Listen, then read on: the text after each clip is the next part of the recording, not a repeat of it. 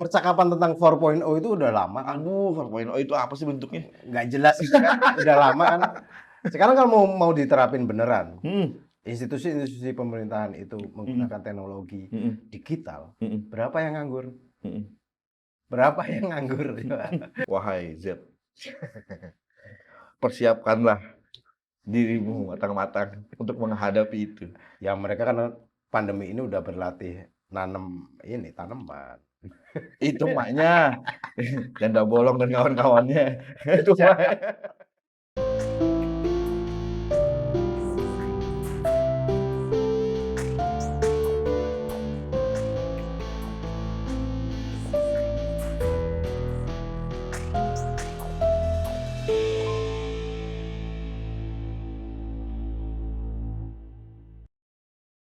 ...2010 siapa yang terpikir bahwa fotografer, profesi fotografer akan tergerus zaman? 2010. Oke? Karena akhirnya semua orang akhirnya bisa melakukan foto sendiri. Iya. Pada waktu itu teknologi kamera di HP itu belum terlalu bagus. canggih. Tetapi Instagram sudah muncul dan gempar. Lewat iPhone, orang-orang sudah merasa dirinya fotografer profesional dan tidak perlu punya kemampuan yang lebih. Platform itu mau menerimanya gitu ya. Betul. Nah, ibaratnya di seberang sini itu adalah orang yang masih percaya bahwa layanan fotografi masih bagus. Di seberang sini yang lebih besar itu adalah industri telepon, industri HP. Ini nggak saling berkomunikasi. Udah, ini gerak sendiri, ini gerak sendiri. Persoalannya adalah pasar yang di sini loncat ke sini. Iya. Jadi telepon berkamera atau kamera bertelepon. Ketimbang aku nyewa mereka, aku mending beli ini. Aku nyewa mereka sekian duit. Kalau aku beli ini sekali duit, bisa aku pakai banyak. Lama. Betul. Nah, apakah ini menghancurkan ini? Enggak. Mereka kehilangan pasar. Terdesak karena ini semakin gede, nyerah. Nah, persoalannya pandemi, doomsday itu faktor dari luar. Dan yang di sini, tidak mau dibayangkan. Yang tidak pernah dibayangkan. Dan di sini tahu bakal ada perubahan, tapi menyangkal kalau perubahan itu perlu. Atau antisipasi itu perlu gitu ya? Iya, menyangkal. Karena banyak yang dikorbankan lah. Jadi sebenarnya antisipasi itu harus gimana sih? Kalau misalkan memang harus dilakukan. Yang nggak ada rumusan baku sih ya untuk antisipasi ini. Iya, nggak ada pelajarannya. Nggak ada pelajarannya soalnya. Ya setidak ada pelajarannya pandemi ini. Tapi emang kadang-kadang orang untuk berubah harus dijedotin gitu kasarnya.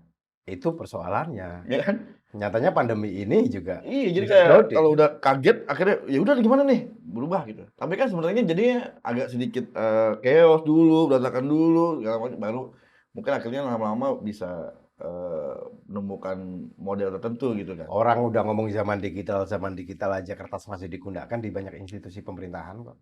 Nah itu tuh gini ya. Betapa sulit perubahan itu. Betul. Tapi ketika nanti semua akhirnya udah terlalu digital. Sekarang gini deh. Kertas nggak ada lagi. Orang butuh kertas loh, balik-balik. Ya, setidaknya untuk koleksi kan. Sekarang gini deh. Percakapan tentang 4.0 itu udah lama. Aduh, 4.0 itu apa sih bentuknya? Nggak jelas itu kan. Udah lama kan. Sekarang kalau mau diterapin beneran, institusi-institusi pemerintahan itu menggunakan teknologi digital, berapa yang nganggur? Berapa yang nganggur? Tapi ketika semua urusan negara sudah terdigitalisasi, wah gini ya maksudnya, ketika itu doomsday terjadi, gimana caranya meng-callback semua data yang udah terdigital? Nggak ada. Dan gimana caranya pemerintah bisa mengatur negara ketika itu nggak ada semua? Karena infrastrukturnya udah nggak ada. Jadi udah nggak butuh negara dong? Iya, makanya. Udah nggak butuh negara dong? Makanya. Yang terancam adalah sistem politik dan kehadiran negara. Pemerintah akan secara natural terdelegitimasi. Jangan-jangan ini juga yang terjadi di banyak kerajaan besar dulu ya. Mereka hancur gara-gara kehilangan kepercayaan dari akar rumput. Jadi secara natural si negara ini atau kerajaan ini udah nggak bisa lagi mengatur rakyatnya. Dan rakyat udah tidak lagi percaya sama mereka untuk diatur. Nggak dianggap. Nggak dianggap. Bangsawan-bangsawan itu nggak dianggap lagi. Mm-mm. Mereka kan ada karena pengakuan. Iya, iya benar. Ya, itu kenapa mereka bilang aku titisan dewa lah dan Ah. sebagainya sebagai Seperti ada legitimasi. gitu ya, ada orang kaya itu karena ada orang miskin gitu ya. Iya. Nah, kalau nggak ada orang miskin mereka nggak ada kaya. Nah, kalau katastrofi itu terjadi Mm-mm. dan sumber energi kita habis, maksudnya tidak bisa terolah lagi, internet padam, maka penguasa-penguasa baru itu adalah orang-orang yang masih punya sisa sumber daya. Orang-orang akan memunculkan pemimpin-pemimpin sendiri gitu ya? Iya. Atau nunut ke pemimpin mana yang punya sumber daya yang bisa dipercaya gitu? Iya, kayak dinolkan lagi aja. Dan siapa yang paling siap? Gue pikir nggak ada yang bilang, nggak ada yang bisa dijamin siap sih. Enggak gini loh, dia punya sumber daya. Sumber dayanya punya kekayaan, tapi kekayaan itu kan yang sekarang ada itu kan nggak disimpan di gudangnya dia. Bentuknya angka-angka digital. Bilangan biner atau segala macam yang ada di komputer atau udah ada di perbankan. Itu kan orang kaya. Ya Kalau kan? orang kaya banget ya enggak kayaknya. Disimpan. Di Ada pabrik, bunkernya ada emas kan. ada kayak Paman Gober gitu ya. Tapi toh emas juga ketika lo mau belanjain, apa yang mau dibelanjain? Kalau saat itu, paling kan Iya. saat itu pasti orang akan kembali ke sistem barter. Lu punya apa, gue punya apa, kita bantu. Tapi itu kan proses panjang kan. Butuh kesepakatan. Iya. Dan kalau simulasi kita, Tapi kalau negara udah nggak diakuin kan udah nggak berlaku lagi nih duit. iya. Buat apa lagi nih duit? Ada Kalau mata uang gitu. masyarakat ini kemudian terkotak-kotak kecil-kecil, betapa banyak yang harus disepakati Iya. satu sama lain kan. Ya itu yang jadi proses. Gimana cara akhirnya satu wilayah misalkan kerjasama mungkin atau berasimilasi atau melebur akhirnya jadi oke lah kita bikin kayak gini aja ya, pelaksanaan kayak begini, konsensusnya kayak begini gitu.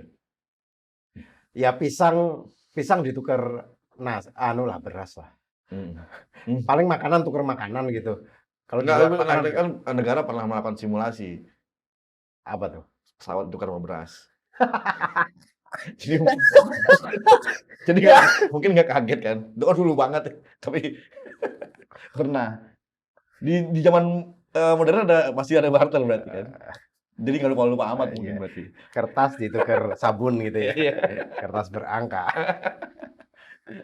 Ya nggak ada otoritas lagi yang menentukan alat tukar, menentukan peraturan tunggal yang besar yang bisa mengatur kerajaan. Tokoh-tokoh ini keberadaannya akan seperti apa? Mau tokoh agama ya, mau tokoh ini akan gimana ini? Nggak tahu, paling nggak dianggap paling. Iya, lu bisa apa? Jangan ceramah doang gitu ya? Iya, nggak dianggap.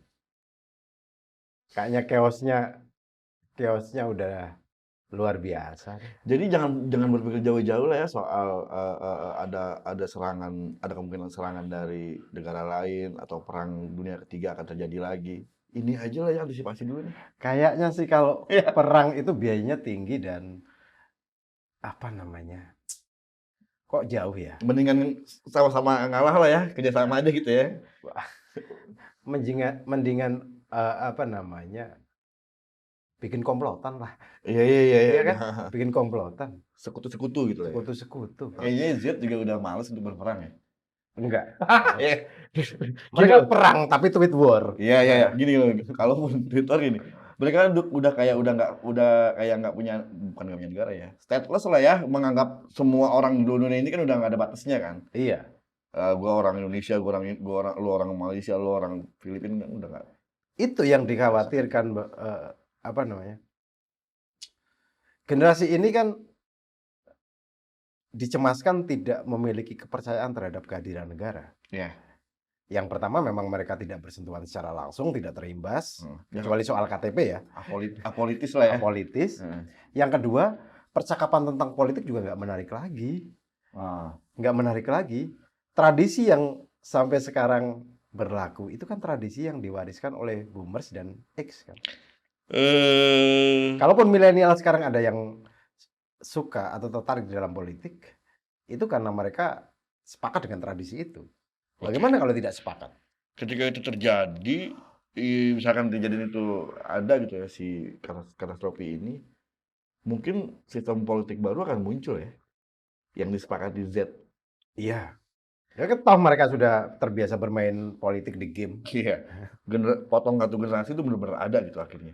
Karena mereka akan bersekutu sesama Z untuk mencari sistem terbaik, mencari pemimpin, mencari Iya, gimana iya, aturannya iya. gitu. Nggak Mementahkan seluruh penemuan di peradaban lama. betul.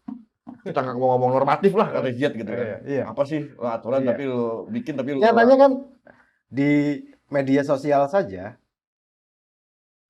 soal etik saja, itu soal rimba ya, etik saja, rimba ya. rimba. Heeh. Soal etik kan sering diperdebatkan sama mereka. Yang kita anggap etik sama dia enggak ya gitu. Iya, yang kan. kita kesantunan, Ah. tata istiadat dan sebagainya, Heeh. itu di Nilai etik itu beda gitu ya. dipertanyakan lah. Nilai etiknya. Nilai etiknya berbeda. Berapa saja generasi X, boomers maupun milenial yang terperosok di internet. Mereka semula Yang berusaha mengejar ketinggalan gitu ya. tapi Nggak blunder. Blunder. Tapi blunder dan banyak Banyak. itu. Head speech hoax itu kan banyak malah dari boomers dan Toko-toko yang semula sebelum zaman Iya. internet itu sangat dipuja, dihormati dan sebagainya. Salah komentar aja di situ. dibully habis-habisan kayak udah nggak ada harganya ya. Udah nggak punya nilai gitu ya. Iya. Jadi kalau mau bersimulasi apa yang akan terjadi? Nggak terbayangkan. Tapi sih. mungkin nggak pengalaman Z yang pengalaman buruk dia menyikapi sikapnya atau kelakuannya si boomers dan X ini, mereka akan sangat berhati-hati untuk membangun sistem agar tidak disalahkan di generasi setelahnya. Post Z gitu kan, mungkin ini kan post Z ini cuma baru anak kecil nih sekarang nih, nah SD segala macam. 2013 ya, kelahiran 2013 ke bawah gitu ya. Mungkin sih, cuman ya Apa tidak sepanjang itu pikirannya? ya kalau katastrofi terjadi kan tidak sempat untuk melakukan Kan itu ya. Akhirnya harus membangun lagi dari nol dan post Z ini ikutan kan? Ikutan bangun kan? Ya, nanti ketika dia salah paling post Z lagi akan mengkoreksi. Iya, kealamiahannya jangan-jangan begitu. Begitu ya. Masing-masing generasi mengkoreksi generasi sebelumnya. Kita ingatlah zaman sebelum ada TV berwarna. Ya kan? Begitu muncul TV berwarna, anak-anak pada waktu setelah maghrib itu berkumpul di depan TV, ditentang tuh sama orang tua. Iya. Pada zaman itu kan kita masih dengar teriakan mereka, nonton TV itu bikin bodoh. Iya kan? Benar. Terus kita menentang, enggak gitu. Terus seperti itu. Akhirnya jadi terbiasa. Sekarang mereka yang nonton sinetron. Iya. Setelah kita udah meninggalkan itu, mereka yang akhirnya itu. Selalu ketinggalan ya. Zaman sebelum game belum bisa diuangkan. Belum bisa dijadikan nafkah. Ngegame terus, sekolah bodoh.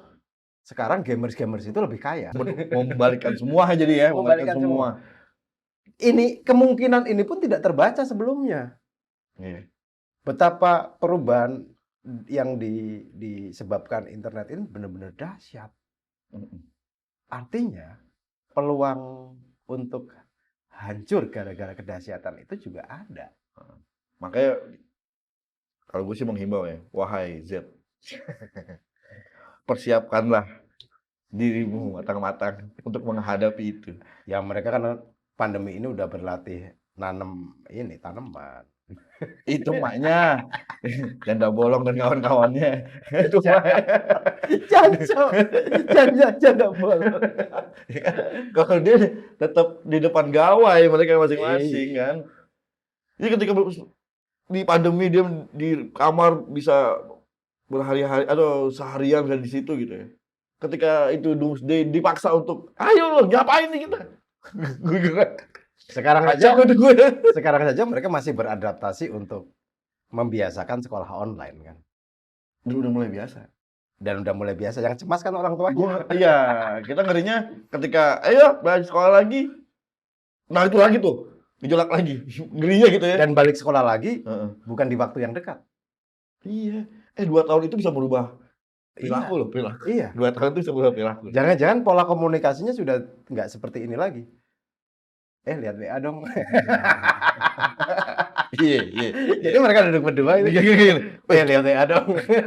Wah, itu di grup baca. Iya. Kenapa kamu nggak kasih tahu saja? Kenapa kamu nggak kasih tahu sekarang aja apa isinya? Iya. Ya kan? Itu sering. Ya. Bayangin ini perilaku yang terbiasa berhari-hari, bertahun-tahun, Iya. kelak mereka sekolah lagi. terus Akhirnya gimana? jadi nilai baru gitu ya. Iya. Emang itulah kelazimannya gitu maksudnya. Ya kan? Lu aja kalau lu yang merasa itu lu aja nggak aneh gitu. Dan ketika itu terjadi, misalnya segalanya sistem sosial berubah, komunikasi berubah, ya kan? Doomsday. Aduh, Udah lupa tuh. udah lupa. Dulu ngobrol sama orang gimana ya? Nimba air gimana ya? Nggak ada listrik nih. Iya. Terus bisa apa gitu? Yang LDR bisa bunuh diri tuh. Kalau dulu orang tua kita LDR paling membayangkan ngirim surat. Dia nggak tahu tuh ngirim surat gimana. Karena nggak bergantung sama infrastruktur apapun. Sekarang ada gantungan. Gantungannya hilang gimana? Ayo lo, mati lo yang LDR. Ayo lo. Jadi siapa yang paling siap? Nggak ada. Kalau menurut gue sih gini ya, udah ketimbang lo saling menyalahkan atau gimana, ini masing-masing generasi yang punya kemampuan tersendiri gitu ya. Boomers sama X yang punya sumber daya, punya kekayaan atau kuasa gitu ya. Dia sama lah. Jangan saling otot-ototan gitu. Buang ego masing-masing. Z juga bisa dengerin Boomers juga bisa dengerin Z. Mungkin itu bisa jadi selamat jadi masing-masing. Ente kayak Boomers yang sekarang hampir punah itu. Gue pengen selamat. Gue mau manfaatkan Z juga mau manfaatkan gue. Kata Z, apa yang bisa dimanfaatkan dari Lo lari aja susah lo gitu. Kalau generasi sebelumnya masih lumayan. Bikin ini dong untuk bertahan hidup. Iya. Tapi kan minimal kita punya nih, dulu diajarin di pramuka atau di apa gitu ya. Ini survival. Pramuka masih ada. Sedih kali ya Dunan. Harusnya itu ya. Iya. Salah satu antisipasi ya. Iya. Itu Maksudnya gini, pelajaran bertahan hidup. kemampuan dasar untuk survival. Gitu. Nah, itu nggak pernah ada di sekolah di ini ya baru kepikiran. jadi ekstrakurikuler itu. Bukan pelajaran wajib. Harusnya gitu loh. Paling tidak kan sekarang, oke, kita terlambat nih. Terlena sih sama udah nggak ada lagi perang, jadi nggak usah lah. Ada survival. Nggak usah ngasah pisau lah. Nggak usah pisau lah. Sekarang kalau ini masuk ke kurikulum, boleh dibilang terlambat karena sekolahnya udah online kan. Tapi paling tidak ada kebakuan yang bisa diterapkan di rumah. Membangun kesadaran untuk survival. Gitu ya. Yang bisa dititipkan di rumah.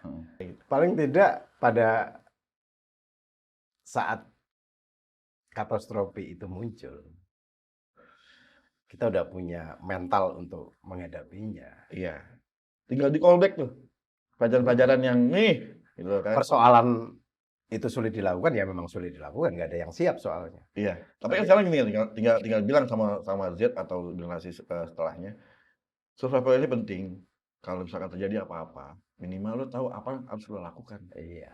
Gitu. Dan itu negara bisa mengendorse-nya untuk ke sekolah-sekolah. Iya. Jadi nggak ada yang siap nih ya. Kerjasama antar generasi, lintas generasi. Ente kayak Boomers.